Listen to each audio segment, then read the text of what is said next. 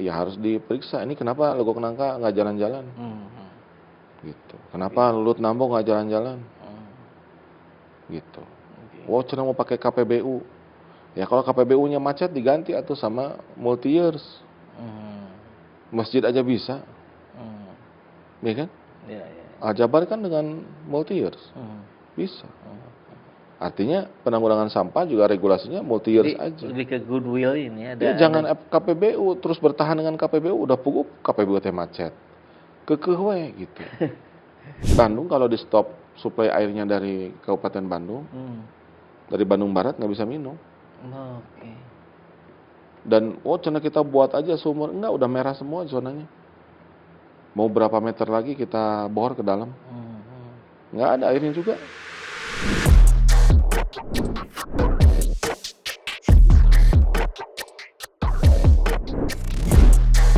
Bismillahirrahmanirrahim. Assalamualaikum warahmatullahi wabarakatuh. Waalaikumsalam. Kang Haru sehat-sehat ya? Alhamdulillah. Ini hari Milad ya. Milad hari jadi Kota Bandung ke-213. Siap. Saya kebetulan rumahnya masuk wilayah Kota Bandung. Kalau Kang Haru? Sami, orang Bandung. Sami berarti kita akan memberikan ucapan oleh-oleh barangkali Kang ya. Tentu bentuknya video ini. Video ini sebagai oleh-oleh untuk hari jadi Kota Bandung yang ke-213.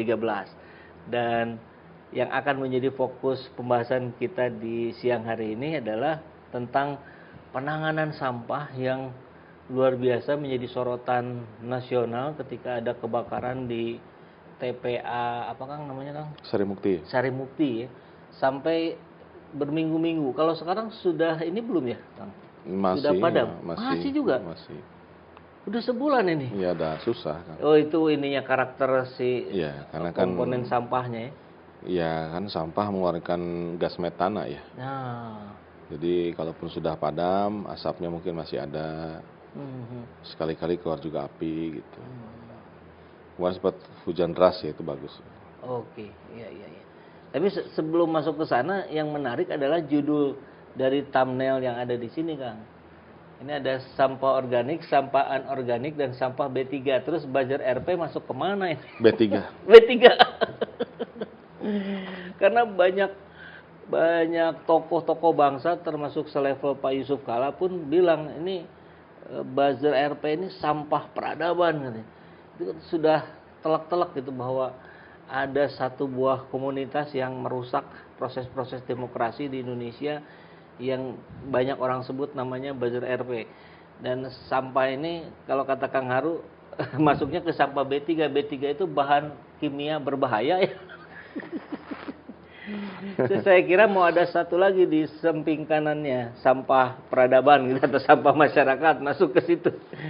Jadi meskipun yang satu pakai tanda kutip sampahnya, yang satu lagi sampah beneran, mungkin Kang Haru bisa sebagai politikus senior yang ada di Jawa Barat, pimpinan tertinggi PKS di Jawa Barat, pasti juga merasakan buah-buah yang sudah mereka lakukan para buzzer RP ini. Sebelum kita nanti masuk membahas ke sampah benerannya. Jadi sampah tanda kutip dulu ini, politik hari ini saya kira makin dinamis Kang ya. Dan kita lihat kalau orang-orang yang kita sebutkan tadi itu sekarang sudah pecah katanya, sudah pecah. Sudah ada di kelompok A, ada di kelompok B yang dulunya satu. Nah, seberbahaya apakah buzzer RP dalam pandangan Kang Haru dan kita harus menyikapinya bagaimana Kang? Iya, pertama selamat ulang tahun dulu untuk Kota Bandung yang ke-213. Mudah-mudahan Kota Bandung semakin berjaya gitu. Amin. Ya, semakin unggul, nyaman gitu ya, sejahtera. Amin. Semakin agamis, itu visi Kota Bandung ya. Visi Kota Bandung. Jadi semoga visinya tercapai dan kemudian rakyatnya semakin bahagia gitu ya. Dan mendapatkan rahmat dari Allah Subhanahu wa taala. Amin ya Allah. Termasuk kita ya di dalamnya sebagai warga Kota Bandung. Dan saya kira sekarang sedang menghadapi musibah ya. Musibah sampah. Sampah. Sebetulnya ini bukan yang pertama ya. Oh, bukan yang pertama. Bukan yang pertama. Dulu tahun 2005 ya. 2005 pernah kebakaran Pertama juga. kali Leuwi Gajah dulu. Leuwi Gajah. Longsor, dan longsor itu kan karena ada ledakan juga. Gas metan tidak tersalurkan, meledak, longsor, ya 150 orang meninggal. Itu kan tragedi sampah jilid 1. Berarti sekarang tuh tragedi sampah jilid 2. Jilid 2. Jadi bukan yang pertama. Tapi yang ini memang korban sih tidak ada, Kang. Tidak ada korban. Alhamdulillah. Hanya ya jadi baueh gitu. Bencana. Dan apa ya? Ya sedih juga ya. Kan hari ulang tahun. Ya. Ulang tahun kan biasanya ya makan-makannya ada kue, ada minuman bersama orang-orang yang kita sayangi. Sekarang ya kita rayakan dalam keadaan bau. Dalam keadaan sampah di mana-mana gitu. Ya kan? Jadi ya ini kita prihatin. Mudah-mudahan ke depan kita bisa sama-sama mengatasi masalah ini. Kemudian yang kedua masalah buzzer RP. Ini juga sama ya. Tadi saya bilang ini sampah B3. Artinya harus diolah dulu. Nggak boleh langsung dilepas ke alam bebas. Ya, harus ditreatment dulu. Ya, saya bilang ini kan residu dari demokrasi. Residu demokrasi di alam, di abad informasi. Orang pakai internet, orang bersosial media, ya kan? Orang belum paham, belum memahami, ya tidak semua punya kecerdasan literasi, sehingga bisa konfirmasi kepada referensi terpercaya. Orang siapapun boleh bicara di sosmed, nggak ada aturannya, ya kan? Berlakulah 1 juta kali disampaikan maka jadi kebenaran. Kebohongan yang disampaikan 1 juta kali jadi kebenaran. Nah, saya kira prinsip itu yang dipakai oleh para buzzer RP. Dan tentu saja karena lapangan pekerjaan sulit, maka ada tawaran menggoda. Itu ya menjadi sampah masyarakat di sosial media. Jadi sampah di medsos. Tawaran. Mau nggak kamu jadi sampah masyarakat di sosial media? Oke. Kamu jangan punya kepribadian, jangan punya idealisme, kamu saya bayar. Baiklah. Akhirnya dia terima pekerjaan itu. Pekerjaan yang mungkin awalnya bertentangan dengan hati nurani. Tapi karena pragmatisme, godaan dunia, akhirnya diambil pekerjaan itu. Dia nggak peduli ini teh fitnah, ini teh bohong. Bahkan fitnah itu kan lebih kejam daripada pembunuhan. Dia nggak peduli.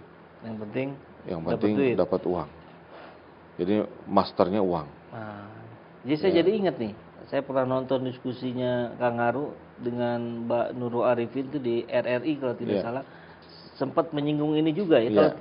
Kalau nggak salah bahasanya tuh ya uang lah pengendalinya gitu, atau tuannya atau gimana itu kan? Ya tadi kan saya bilang masternya uang, bosnya uang. Jadi siapa yang bayar, ya dia tergantung. Yang punya uang nyuruh kamu bohong ya, bohong dia. Sebenarnya faktanya A, kamu bilang B ya. Bikin robot, ajak teman-teman kamu yang satu pemikiran sama kamu, kasih uang juga. Perlu uang berapa gitu. Jadi di sini tidak ada idealisme yang sifatnya apa politik apa segala macam. Ketika kan oke lah kita di masyarakat kita mulai bisa mengkubukan Kang. Ini buzzer RP ini kubunya ini. Tapi sebetulnya nggak bisa ya karena tadi masternya uang gitu. Ya kan bisa ditebak yang punya uang siapa. Ya kan? Nggak mungkin masyarakat yang penerima bansos kan. Nggak mungkin masyarakat biasa. Gitu. Pasti masyarakat yang terkait dengan kekuasaan dan uang, yang mampu melakukan penggalangan secara masif, bisa bayar orang, bisa pakai program pemerintah, ya kan, atau tidak pakai program pemerintah. Yang penting sekarang gitu, kamu misinya ini, ya udah, ngaco aja gitu di sosmed gitu kan. Nah, jadi gimana nih tahapan masuk ke penanganan B3 itu si buzzer RP itu diapain dulu kalau nggak bisa dimusnahin langsung? Kan harus bahasa Kang Haru tadi harus diolah dulu katanya. Gimana tuh? Ya kalau di alam ya, Ya. air itu kan pelarut universal. Air pelarut universal. Ya, Oke. jadi kalau ada polutan gitu, Ya, ya, ya. sebelum dilepas ke alam harus diurai dulu. Oke. Nah, diurai itu bisa jadi pakai senyawa kimia, bisa jadi pakai agen alami, sehingga setelah netral baru dilepas ke alam gitu. Jadi prinsipnya juga sama. Yeah. Ini yang buzzer RP ini kan tadi sampah peradaban, Yeah. sampah masyarakat, ya kan? Ya sebelum dia dilepas ke alam ya harus ditreatment. Biasanya karena situasi lalu tuannya tidak lagi bisa memberikan uang. Oke. Atau ada suksesi. Atau ada perubahan. Gitu. Nah, dia nggak kuat. Karena kan kalau tuannya berubah, dari yang berkuasa jadi tidak berkuasa, dari ada uang dan tidak ada uang, akhirnya dia tidak punya kekuatan. Saat dia tidak punya kekuatan, maka dia tidak lagi bisa bekerja, dia tidak punya motif. Maka harus di stop. Yang memberikan kekuatan kepada dia apa? Uang dan kekuasaan. Kalau dia sudah terpisah dari uang dan kekuasaan, dia tidak punya kekuatan lagi, maka ya dia tidak berdaya gitu. Maka saat itu dia sudah netral dan boleh dilepas ke alam. Boleh disimpan di TPA. Oke. Ya.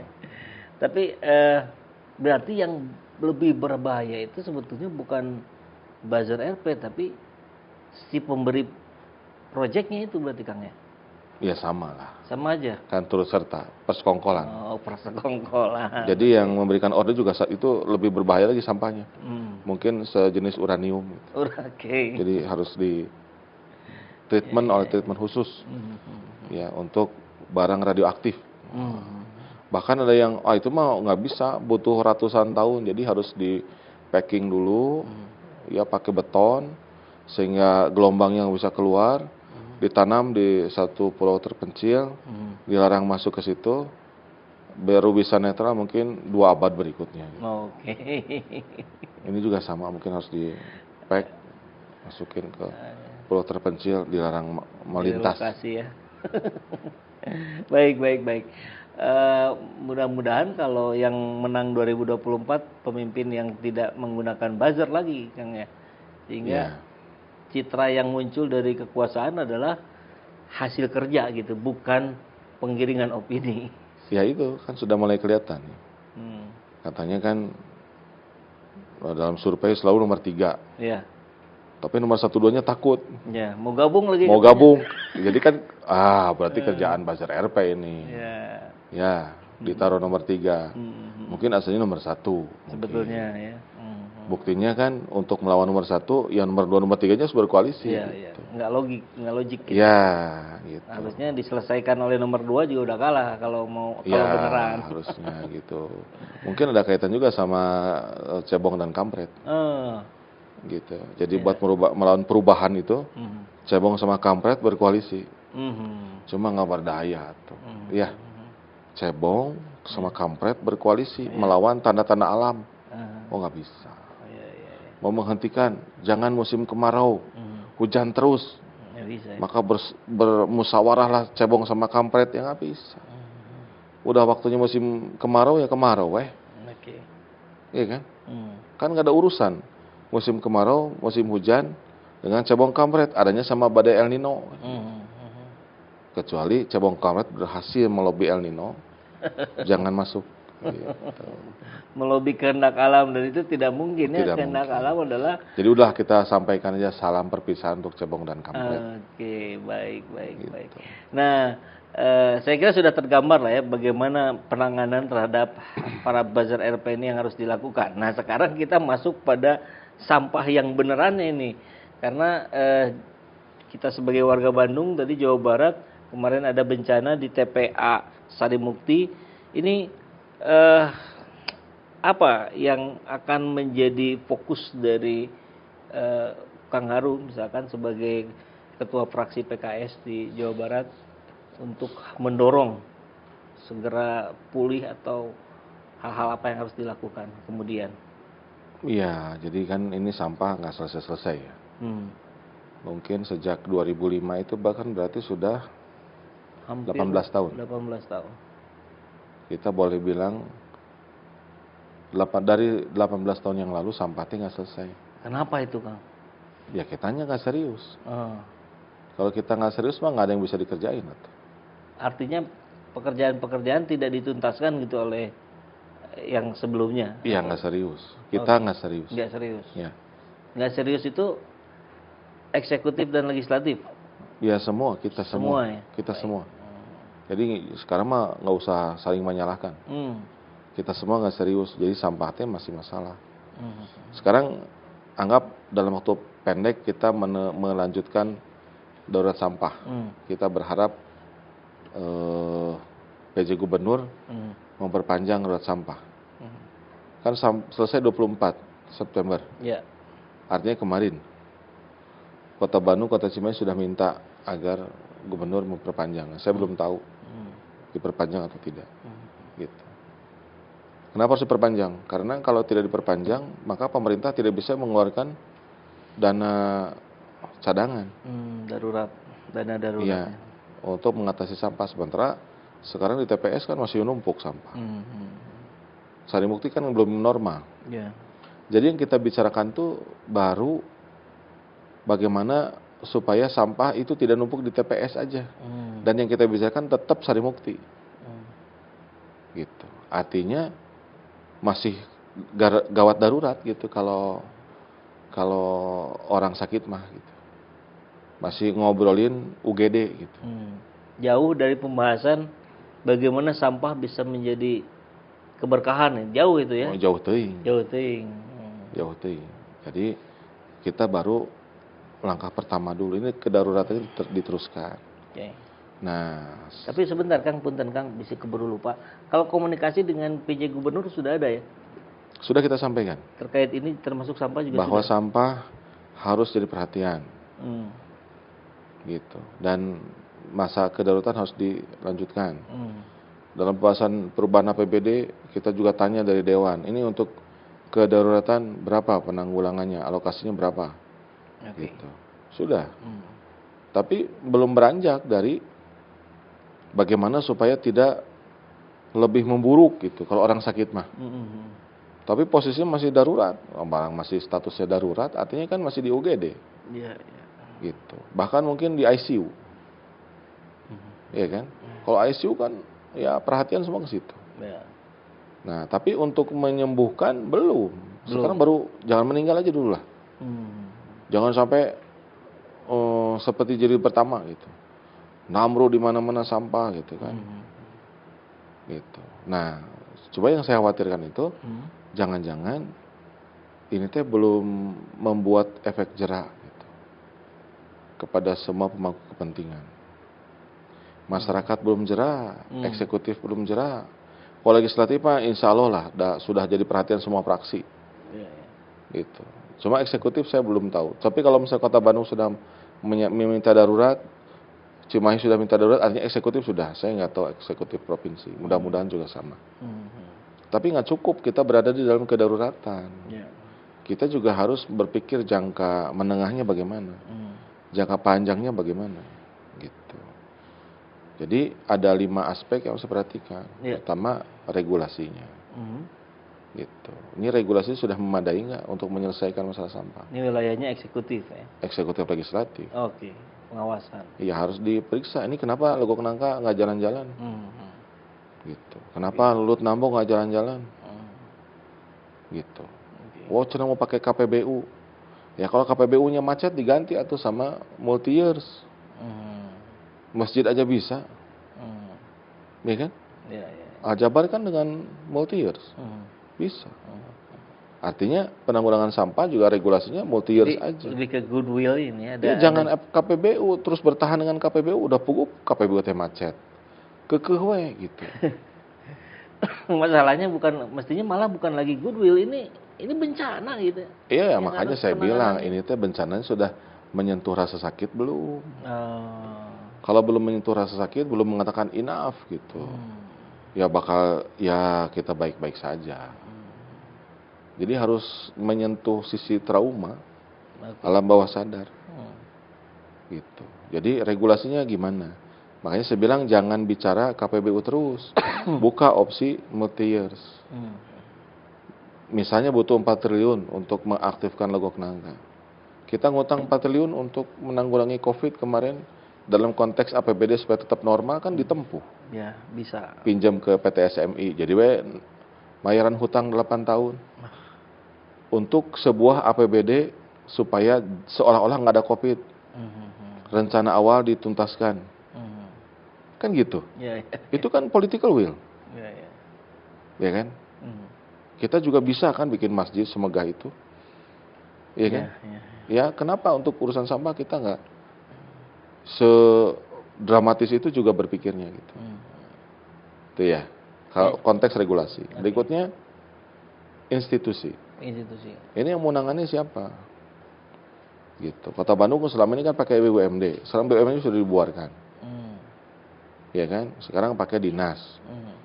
Gitu.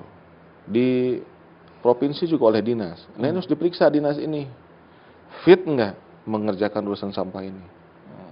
Karena masih tupoksinya di dinas lingkungan hidup, DLH. Padahal di nasional sudah di dinas sudah di Kementerian PU. Pekerjaan umum artinya infrastruktur gitu. Artinya anggarannya juga harus besar, bukan anggaran penelitian, bukan anggaran monitoring, bukan. Anggaran pekerjaan fisik. Gitu. Ya kan?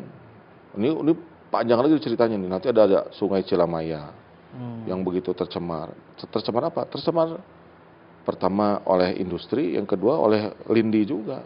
Sampah juga gitu. Ya kan? Jadi institusinya ini benar nih, kuat nggak DLH gitu. Ya, yang berikutnya anggaran. Harusnya sanitary landfill itu biayanya 500.000 per ton. Kita judulnya 50.000. Harusnya 500 per ton. Ini 50.000. 10%. Ya, jadi seperti Kang Saipul. Punten ya, ieu mah contoh, jangan marahnya. Ya, jangan marah. Akang teh punten pisan, mobil nate Avanza. Tapi di temperan Mercy. Terus ngobrol orang teh, Kang, kadi nganggo naon? Mercy. Mana? Pasportnya apaan ya? Ngan mereknya jadi Mercy gitu.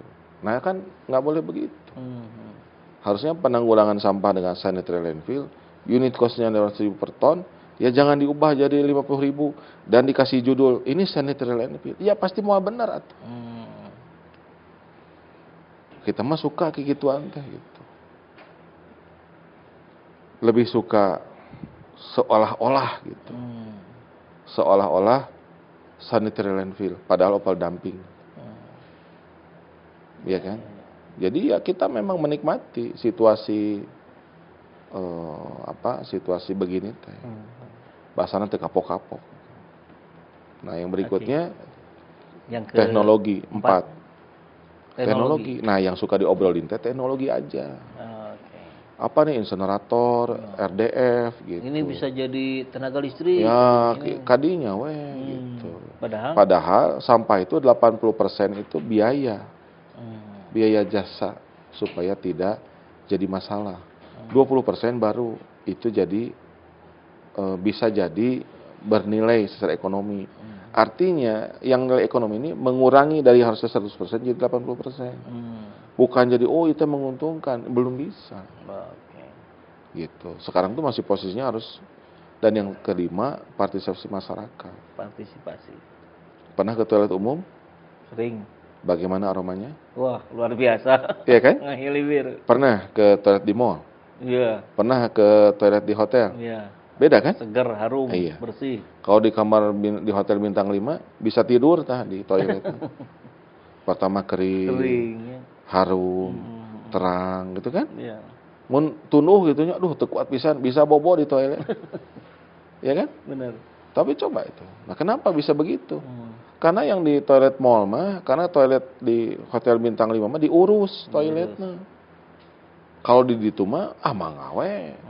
Tos tuang jengkol, tuang petenya teu disiram oge mangga we mari kita nikmati bersama kan gitu. Nah, cara kita mengolah sampah itu seperti toilet umum. Padahal ada peribahasa. Kalau mau lihat seseorang itu, kepribadian seseorang itu, pertama lihatlah bagaimana kendaraannya, atau kamar tidurnya, atau rumahnya, atau toiletnya. Jadi Akang kalau mau tahu orang ini gimana, main ke rumahnya, masuk ke toilet. Lamun toiletnya siga di hotel bintang 5, berarti orangnya bersih. Kualitas bintang 5 orangnya. Gitu. Tapi lamun misalnya siga eta nya gitu. Nah, Kang, menarik ini pembahasannya. Kembali ke kalau konteks ke PKS-an, kira-kira kan kita tahu nih PKS-nya agak lain sama partai-partai lain. Dia seperti lembaga yang non partai gitu, turun langsung ke masyarakat, melakukan interaksi langsung dengan masyarakat. Yang saya tahu nih ada bantuan sosial dan segala macam. Kalau terkait sampah ada tidak, Kang? Iya, kita sudah ketemu lah ya dengan teman-teman yang di Bandung Raya. Bandung Raya. Yang terkena dampak Sari Mukti. Salah satunya di Kota Bandung. Ya alhamdulillah teman-teman Kota Bandung sudah membuat satgas. Oh, ada satgas penanggulangan sampah. Jadi dia apa, Kang? Ya dia membantu masyarakat karena kan partai mah bagian dari masyarakat. Kalau partai dalam konteks dia partai politik punya perwakilan di DPRD, maka PKS menugaskan anggota dewannya, menugaskan eksekutifnya yang kader untuk ayo ini saatnya kita berkontribusi supaya sampah jangan jadi masalah.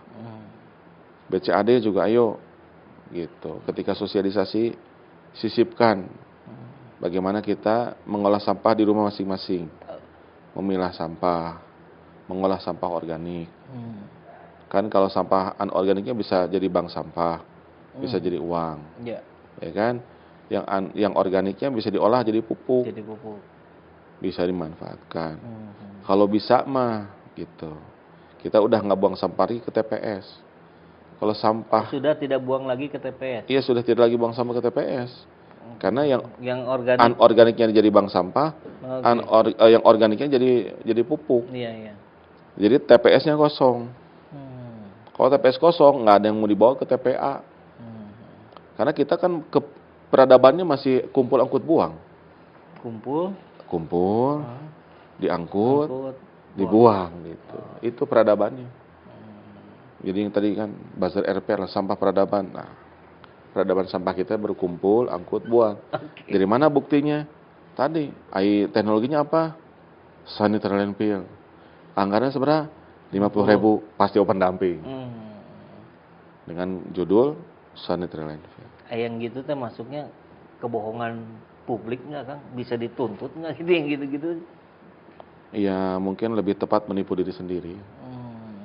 Ya tapi kan hasilnya jadi tidak memenuhi harapan rakyat, padahal mereka dapat amanah dari rakyat misalkan. Mungkin rakyat juga sama.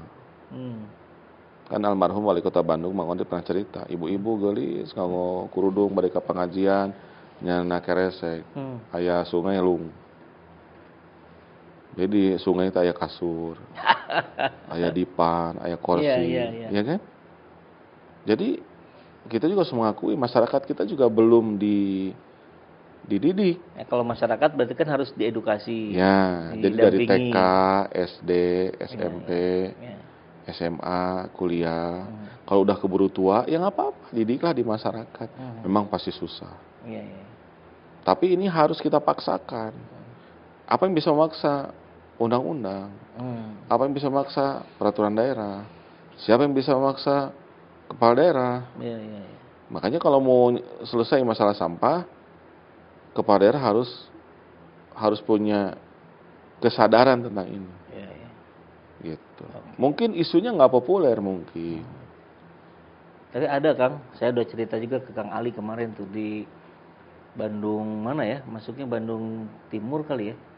Margahayu, Ranca Bolang. Ada sekolah, Kang, playgroup TK SD itu. Sejajaran lah beberapa bangunan. Itu di situ nggak ada tempat sampah sama sekali dan bersih sekali. Iya. Karena tagline-nya sampahmu tanggung jawabmu. Kalau ada sampah masukin saku aja. Gitu. Iya. Itu kayak di Jepang berarti. Mudah-mudahan Kang Harun nanti suatu saat bisa ke sana lihat langsung. Siap. Lihat lokasinya. Boleh kan.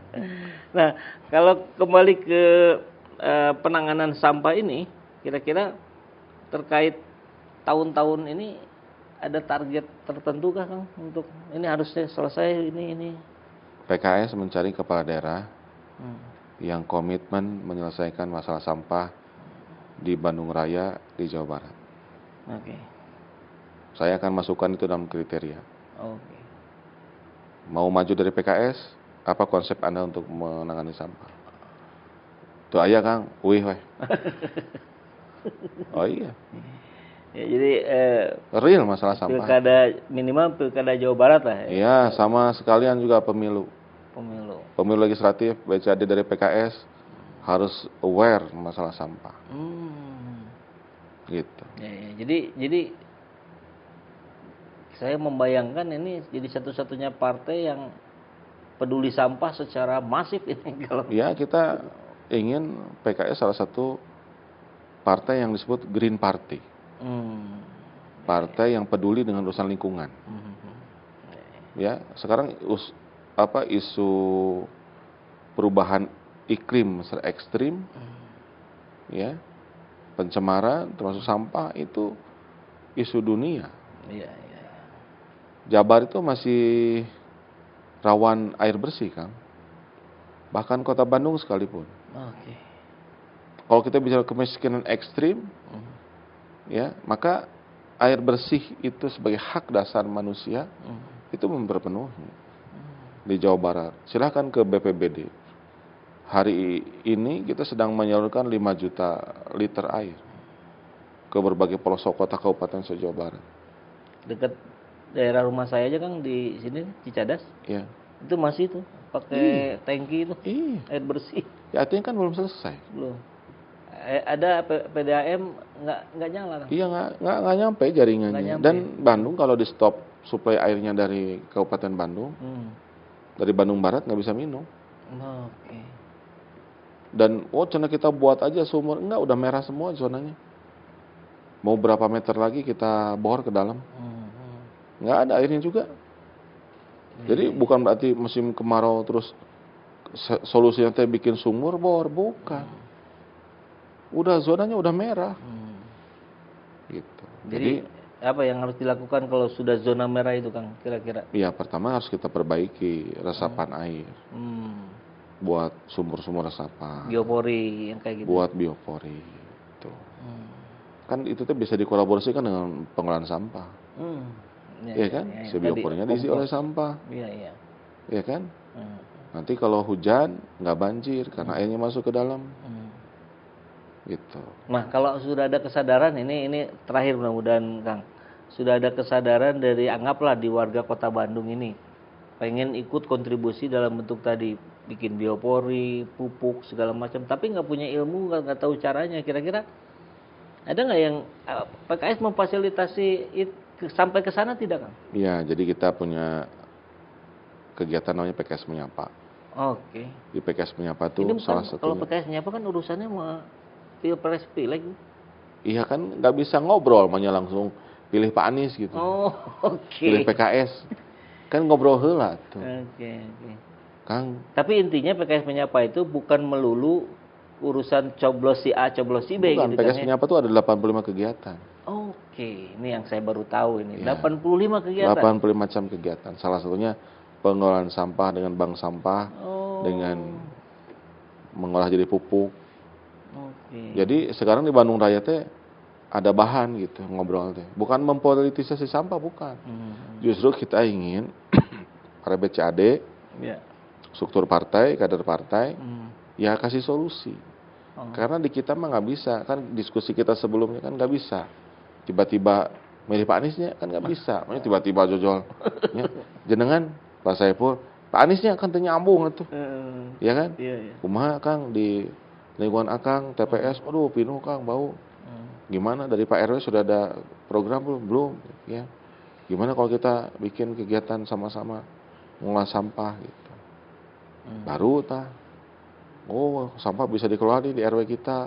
Udah nggak buang sampah anorganik, nggak buang sampah organik, bisa dikelola. Gitu. Baru nanya, Ari Akang di mana? Abdi PKS. PKS berisa, Amin, Anies Muhaimin gitu. PKS nomor 8 gitu. Tenan naon itu dibocorkeun? Tenan naon. Udah terbuka aja ya kan? Iya silakan. Kalau misalnya semua BCAD, semua partai politik bicara itu nggak apa-apa, maksudnya bagus. Malah itu menjadi kontribusi nyata buat masyarakat, bagian dari yang. Iya. Daripada nyeunaan spanduk loba, bikin baliho banyak, hayang we ganeng, ditempel di pohon kayu, pakai paku, iya kan? Berarti nggak sayang sama pohon.